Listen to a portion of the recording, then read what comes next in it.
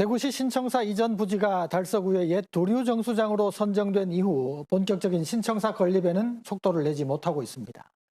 이에 대구시는 신청사 국제 설계 공모를 시행해 2030년 준공을 목표로 신청사 건립을 추진하겠다고 밝혔는데요.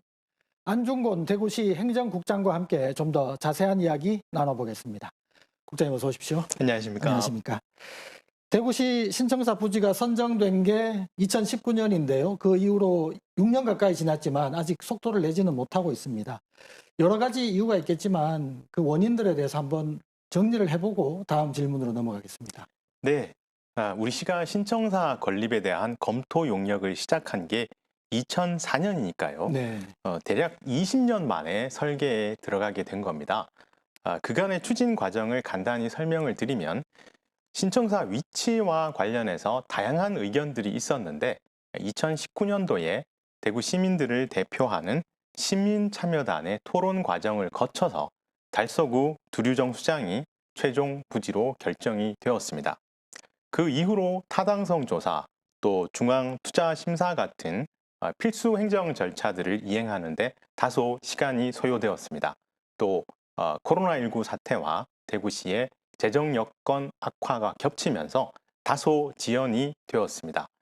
그러던 중에 작년에 대구시 의회와의 합의를 통해서 공유재산 매각을 통한 재원 확보라는 기본 원칙을 마련을 했고요. 일부 행정재산에 대해서 시의회가 매각 동의안을 통과시킴에 따라서 신청사 건립 사업이 본격적으로 속도를 내게 되었습니다. 네. 대구시 신청사는 이제 그야말로 대구시의 새로운 랜드마크가 될 텐데요.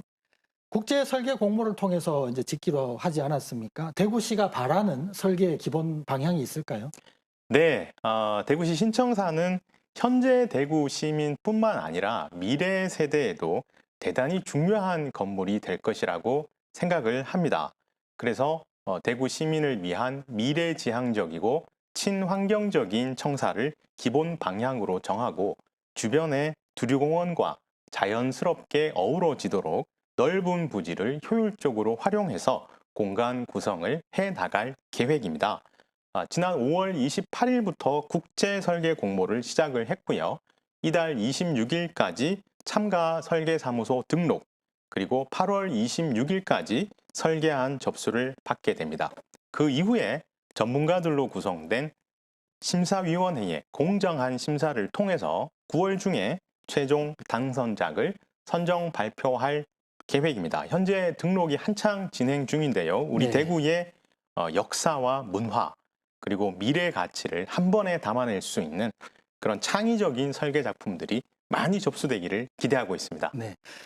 그런데 이 신청사 설계 공모 계획에 대해서 대구 달서구와 북구가 서로 다른 의견을 내서 시민들이 좀 혼란스럽기도 했습니다. 대구시의 입장은 어떻습니까? 네, 최근 신청사 건립과 관련해서 제기되고 있는 다양한 의견들을 저희들이 충분히 경청하고 있다는 말씀을 우선 드리고요. 네. 현재 대구시는 공무원 1인당 청사 면적이 전국 최하위권 수준이고 위치도 지금 동인청사, 상ገብ청사 이렇게 나누어져 있어서 많은 시민분들이 불편을 겪고 있고 행정의 비효율도 심각한 상황입니다. 그래서 청사 건립 문제는 더 이상 미룰 수 있는 사안이 아니다라는 점. 네. 그리고 내년에 만약에 착공을 하지 못하게 되면 지금까지 해왔던 행정 절차들을 처음부터 다시 진행을 해야 해서 최소 3년 이상 시간이 더 소요가 되게 됩니다. 네. 뿐만 아니라 사업 지연에 따라서 총 공사비도 500억가량 추가로 부담해야 하는 그런 상황이 생기게 됩니다. 무엇보다 2019년도 시민참여단의 의사결정 당시에 모든 참여자가 합의를 했었고 이의 제기를 하지 않기로 한 바 있습니다. 현재 2030년 준공을 목표로 신청사 건립 사업이 차근차근 차질 없이 잘 진행되고 있는 만큼 시민분들이 불필요한 오해를 하시지 않도록 구청장님들께서 함께 힘을 모아주시기를 부탁드리겠습니다. 네. 공사비 말씀해 주셨는데 신청사 건립에 지금까지라면 약 4,500억 원 정도 그렇습니다. 들 것으로 지금 예상되고 있지 않습니까? 전액 11호 충당하기에는 좀 부족하지 않겠냐 이런 하는 의견이 있는데 어떻게 보십니까? 네, 기본적으로는 우리 시가 보유하고 있는 공유재산을 매각을 해서 재원을 확보할 계획입니다. 네. 현재까지 매각 사전 절차가 완료된 공유재산의 감정가액이 약 2천억 원 정도 되고요. 또 청사 건립 기금도 700억 원 정도 확보가 되어 있습니다. 그리고 공사비는 건설 공정에 따라서 단계적으로 집행이 되는 만큼 필요한 시점에 맞춰서 자금을 확보해 나갈 계획입니다.